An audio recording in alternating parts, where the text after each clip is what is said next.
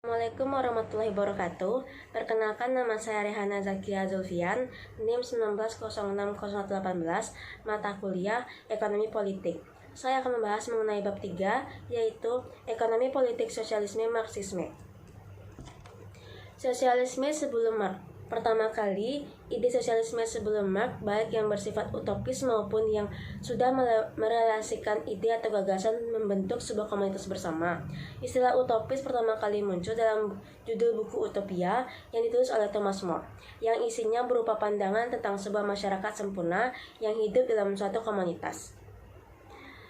Tapi Plato dalam bukunya yang berjudul Republika, buku tersebut Plato telah merancang sebuah bentuk negara ideal yang dirancang, diatur, dan dikendalikan oleh ahli filsafat. Menurut Plato, mengurus negara lebih rumit daripada mengurus rumah tangga. Oleh karena itu, Plato menganjurkan agar negara dipimpin oleh seorang negarawan yang ulung, terdidik, dan telah mempersiapkan dengan matang. Oleh seorang negarawan yang memimpin sebuah negara mempunyai kekuasaan yang cukup besar, harus dibuat aturan main agar tidak menggunakan kekuasaan yang ada di tangannya untuk memperkaya diri sendiri, keluarganya. Adapun sistem pemerintahan yang dianjurkan oleh Plato adalah totalitarisme, yaitu sistem kenegaraan yang dipimpin dan dikendalikan oleh sepenuhnya oleh sekelompok orang yang pandai dan terpilih. Menurut Deliarnov dalam Perkembangan Pemikiran Ekonomi yang lebih rinci menjelaskan bahwa selain Plato juga ada pemikir sebelum Marx yang menggagas cara hidup kolektif seperti Sir Thomas More, Tommaso Campbell-Lena, Francis Bacon, dan James Huntington. Thomas More dalam bukunya Utopia yang kira-kira berarti negara impian, menghayal bentuk kehidupan kolektif dalam sebuah komunis yang dimana semua orang tinggal dalam satu tempat yang dihuni bersama-sama.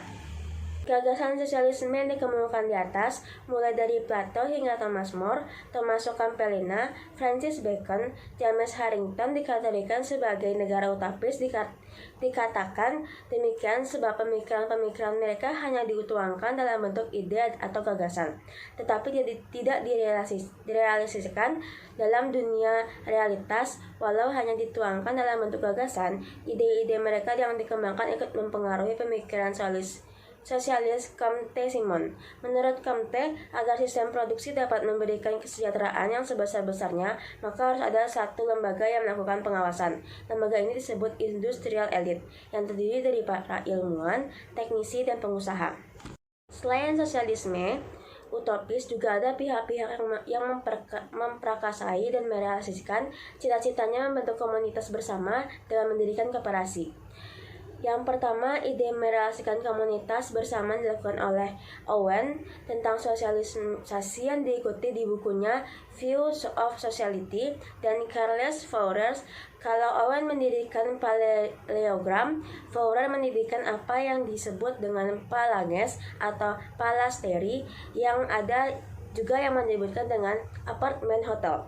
Ide-ide Fourier sendiri tentang sosialisme diperoleh dari Saint-Simon.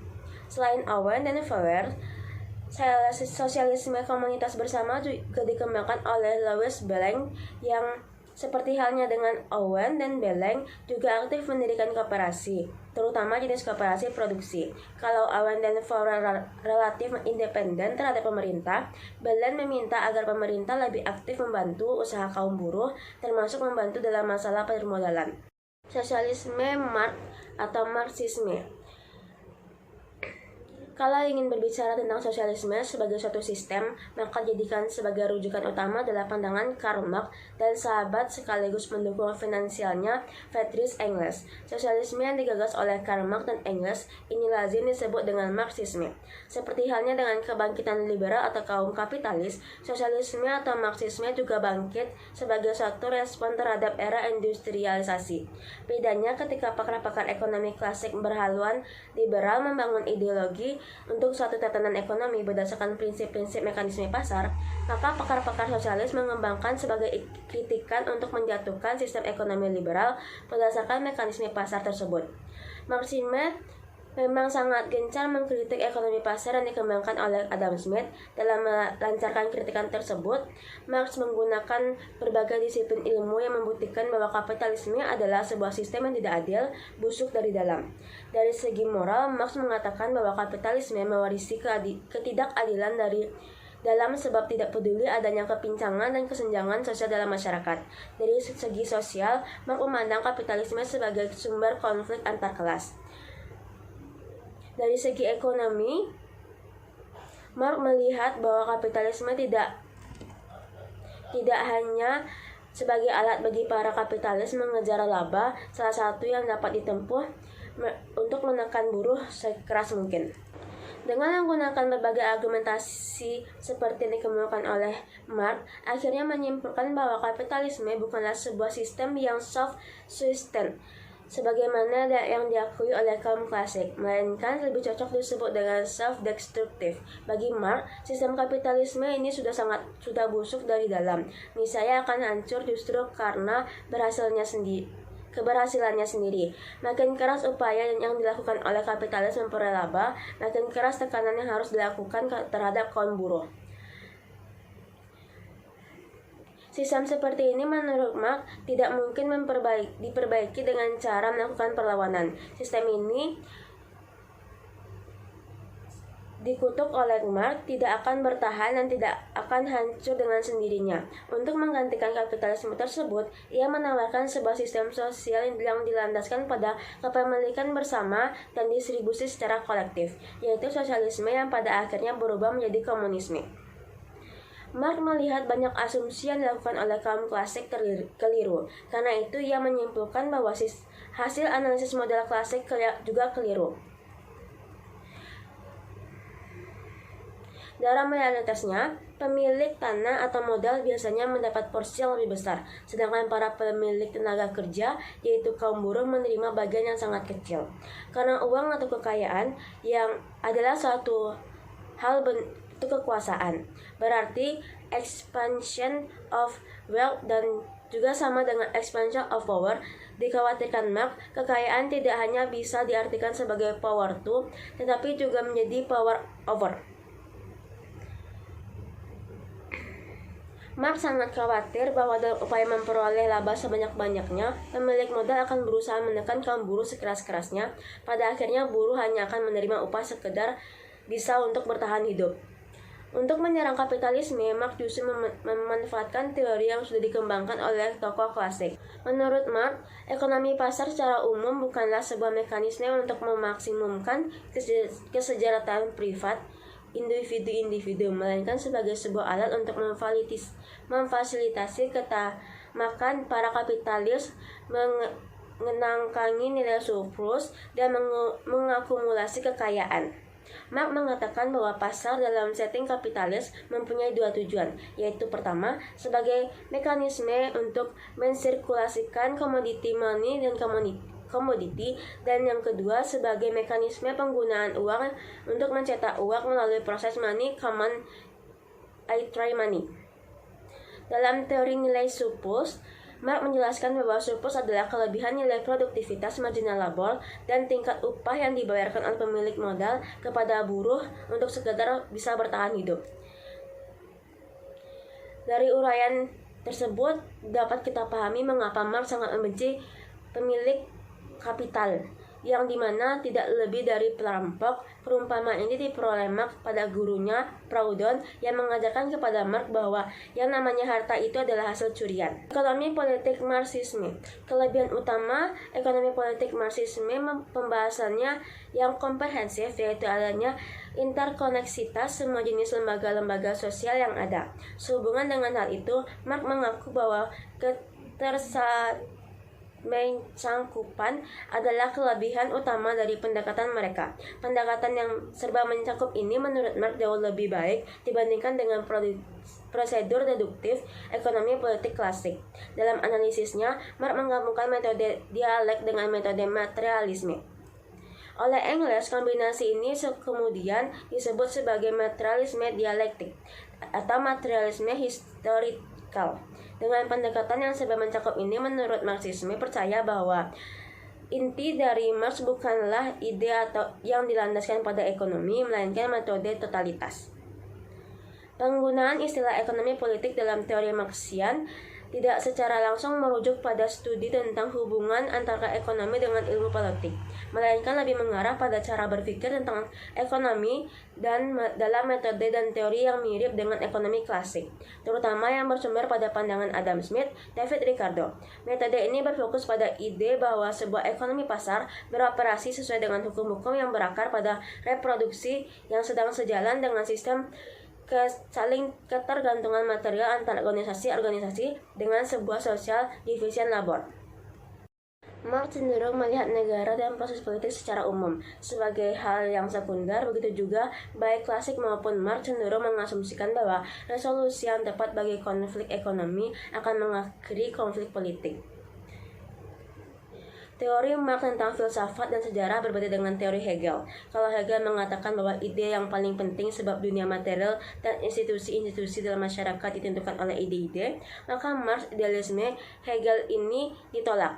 Sebab menurut Marx yang lebih menentukan adalah kekuatan materialis dalam sejarah.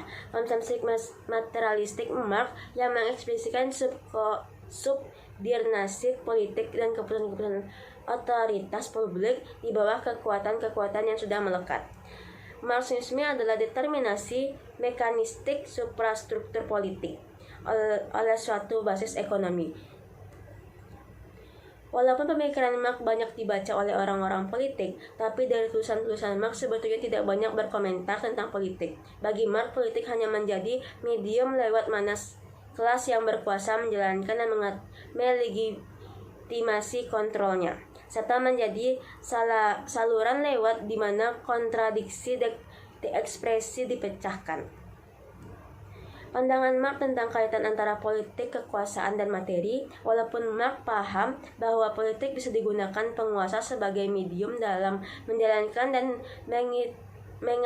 melegitimasi kontrolnya, sedangkan peran negara dalam menjalankan kekuasaan dan kewenangan, tetapi sumber pengaruhnya yang hakiki terletak pada luar personal dan institusi-institusi penyusun dan penyelenggara negara, yaitu pada materi. Peran negara dalam perspektif Marxis adalah menyiapkan kondisi-kondisi politik dan menekan yang penting untuk memelihara setiap moda produksi. Jadi walau peran negara adalah untuk menjalankan otoritas dan kekuasaan, namun sumber pengaruhnya terletak pada personal dan institusi-institusi yang membentuk negara, yaitu pada kelas yang berkuasa terdiri atas kekuatan materi dan hubungan sosial produksi. Marx percaya bahwa setiap organisasi ekonomi ada struktur dominasi. Individu-individu dalam ekonomi pasar bertindak secara independen sesuai dengan kepentingan masing-masing. Matriks dari keinginan-keinginan individu akan ditentukan oleh outcome di pasar. Berdasarkan argumentasi tersebut, maka persoalan utama metode Marxian adalah bagaimana menghubungkan kepentingan individu dengan tata sosial. Konsep kelas sangat sentral dalam teori Marx. Sebelum kepentingan ekonomi memainkan peran dalam politik, individu-individu harus sadar tentang kepentingan bersama mereka, mengorganisasi atas dasar kepentingan bersama tersebut, untuk kemudian mengatasi masalah-masalah tindakan kolektif. Urutannya menurut Caparaso dan Levin pada tahun 1993 adalah sebagai berikut. Pertama, kepentingan muncul dalam suatu struktur produksi, di mana keinginan-keinginan individu tergantung pada posisinya dalam proses produksi, dan keinginan menentukan kepentingan-kepentingan. Yang kedua, kepentingan-kepentingan yang muncul dalam masyarakat sipil secara implisit merupakan kepentingan-kepentingan kelas. Yang ketiga, kepentingan tiap kelas bertentangan dan keberhasilan yang dicapai suatu kelas adalah kegagalan bagi kelas lainnya. Dan yang keempat, kepentingan-kepentingan kelas yang timbul dalam produksi menjadi kepentingan politik yang terlibat dalam perjuangan atas kekuasaan negara. Kritikan tentang masyarakat pasar dan politis ini membawa upaya untuk menggunakan ekonomi politik untuk mendukung bahkan sekaligus untuk menciptakan sebuah agenda politik. Dengan analisis yang terkenal tajam, ia berusaha menunjukkan bahwa pembangunan ekonomi kapitalis menggunakan catatan ekonomi politik dan perjuangan untuk menghancurkan institusi-institusi paling dasar kapitalis itu sendiri. Menurut penganut Marxian, ada 3 pendekatan yang dapat digunakan untuk menghubungkan antara politik dan ekonomi. Yang pertama, politik revolusioner. Yang kedua, politik kompromi kelas. Yang ketiga, teori negara Marxian. Walau 3 pendekatan tersebut berbeda satu sama lain, tetapi ketiganya disatukan oleh tema transformasi kepentingan dari private objective interest subjektif dan shared interest yang memotivasi organisasi kelas. Pendekatan politik revolusioner. Pendekatan pertama yaitu politik revolusioner adalah jalan yang dianjurkan oleh Marx dan Engels, serta kemudian didukung sekaligus dipraktikkan oleh Lenin dengan melancarkan revolusi Bolshevik di Rusia. Dengan pendekatan yang paling radikal, politik tidak merujuk pada kebijakan yang dirancang untuk mengompensasikan keterbatasan masyarakat pasar seperti yang digunakan oleh kaum klasik, melainkan sebagai perubahan besar-besaran dalam struktur politik itu sendiri. Walaupun Marx berangkat dari titik anjak yang sama dari kaum klasik, yaitu analisis tentang kapitalisme pasar, tetapi analisis Marx bersifat self-organizing, kapital yang sangat berbeda dengan kaum klasik. Bagi Marx, kapitalisme pasar bukan hanya bersifat self-organizing, tetapi karena ketamakan kaum kapitalis justru menjadikan sistem ini mengandung sifat menghancurkan diri sendiri. Yang kedua, pendekatan politik kompromi kelas. Bagi Marx, revolusi yang penuh kekerasan adalah hal yang tidak dihindarkan. Bagi pakar-pakar Marxian lainnya, revolusi bukan satu-satunya cara yang harus ditempuh. Ada pendekatan yang lain yang lebih elegan, yaitu pendekatan kompromi politik kesepakatan kelas. Partai-partai politik proses pemikiran legislatif tujuannya adalah untuk mengangkat posisi kaum buruh dari dalam dengan menggunakan institusi-institusi yang ada dan praktik-praktik ekonomi demokrasi. Dengan pendekatan politik kompromi kelas, praktik politik memerlukan partisipasi dalam institusi-institusi yang ada, kompromi serta strategi pemilihan umum dan sebagiannya. Dari penjelasan jelas, pendekatan politik demokrasi sosial berbeda dengan politik revolusioner. Mereka berusaha mencapai tujuan dengan cara-cara damai dibandingkan revolusioner yang dilakukan dari dalam. Pendekatan teori negara Marxian. Pendekatan ketiga tentang hubungan ekonomi dan politik adalah melalui teori negara Marxian. Teori negara Marxian dimulai dengan asumsi bahwa masyarakat ekonomi berteleportasi ke dalam kelas-kelas yang terpisah. Tiap kelas mempunyai kepentingan yang berbeda-beda yang tidak bisa dikompres dalam sebuah kebijakan yang dapat menyenangkan tiap orang. Seperti dalam situasi isu tentang otonomi negara akan muncul sebagai jalan keluar untuk merespons beberapa paradoks yang dihadapi oleh kelas kapitalis, terutama antara kepentingan individu dan kepentingan kolektif. Bagi kelompok Marxian, negara adalah bagian dari superstruktur, bungkus dari politik kapitalisme yang responsif terhadap kekuatan-kekuatan ekonomi. Negara adalah sebuah organ dominasi kelas dan operasi dari suatu kelas terhadap kelas lainnya. Dalam teori negara Marxian yang digunakan beberapa asumsi sebagai berikut. Pertama, konflik yang tak terdamaikan ada di antara kepentingan-kepentingan ekonomi kelas yang terdapat dalam masyarakat. Yang kedua, konflik antar kelas tersebut mengancam ketertiban sosial. Yang ketiga, untuk menciptakan ketertiban sosial perlu dirancang sebuah organisasi sosial memenuhi kepentingan-kepentingan ekonomi satu kelas, bukan kelas yang lainnya. Yang keempat, dengan demikian ketertiban sosial harus menindas salah satu kelas. Yang kelima, negara sebagai organ pemelihara ketertiban sosial adalah sebuah organ penindas kelas. Teori negara Marxian melihat adanya tensi antara ekonomi dan politik. Marxisme mengkritik prinsip-prinsip perorganisasian masyarakat liberal, yaitu pasar yang mengatur dirinya sendiri tetapi yang lain tidak.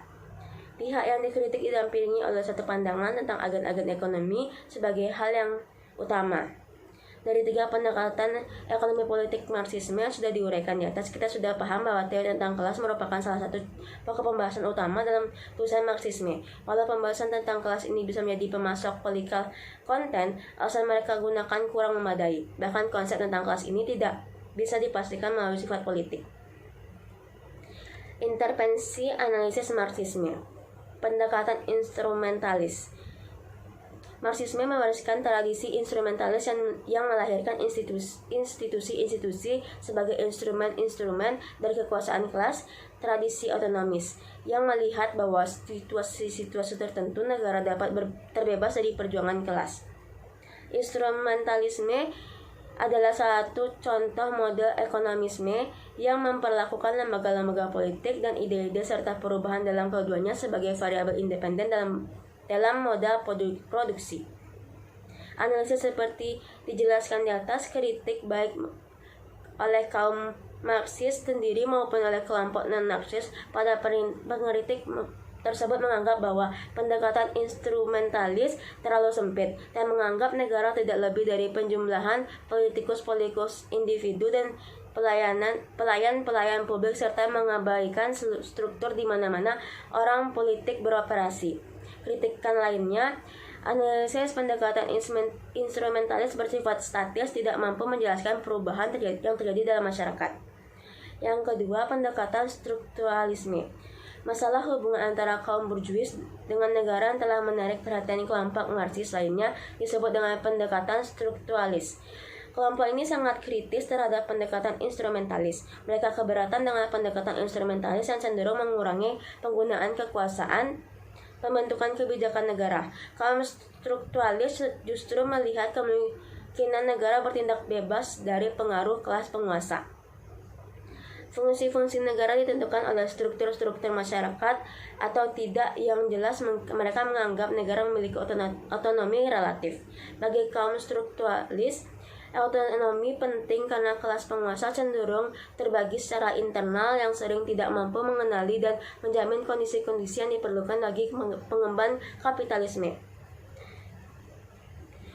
Fungsi negara sebagai intel kaum burjuis sebagaimana dijelaskan di atas, negara harus menjalankan 3 hal. Yang pertama, mendorong reformasi sosial yang sesuai dengan kepentingan jangka panjang burjuis. Yang kedua, pemecah persatuan politik kelas pekerja. Yang ketiga, memproyeksi penjelasan rasional akan perlunya kapitalisme demi kepentingan seluruh masyarakat dan negara.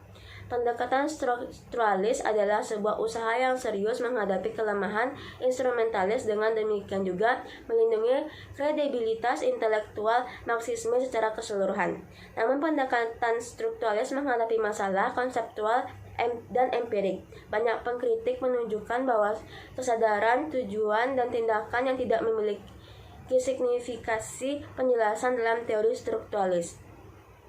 Walaupun strukturalis menganut Marxisme murni, implikasi menempatkan otonomi relatif untuk negara yang harus diwaspadai. Secara logis, Prakin mempertanyakan apa yang dapat menjamin bahwa otonomi relatif tidak berubah menjadi otonomi absolut karena adanya kemungkinan elit negara tidak memenuhi komitmen kelas. Kaum strukturalis memberikan landasan berbahaya di mana ide politik dipaksa untuk mengatur ekonomi. Pendekatan Hegelian Marxis. Baik instrumentalis maupun strukturalis tidak begitu memperhatikan peran dan ide-ide dan budaya secara umum. Untuk mencakup kelemahan tersebut, pendekatan Hegelian Marxis dikembangkan oleh Antonio Gramsci, menekankan perlunya hegemoni budaya dalam memelihara kekuasaan kelas. Selain itu, aliran ini banyak memperlihatkan masalah legitimasi yang biasanya dihindarkan atau diabaikan oleh aliran Marxisme lainnya. Dalam pendekatan Hegelian Marxis, kesadaran dari ideologi sangat penting untuk memahami baik konsolidasi maupun kehancuran negara kapitalis. Kepentingan kelas penguasa dilayani, akan tetapi sebagian dilakukan untuk membujuk kaum proletariat bahwa konflik kelas tidak signifikan atau bisa dipecahkan dalam kerangka kepentingan nasional yang lebih umum yang dipresentasikan oleh nilai-nilai tradisi suatu budaya umum.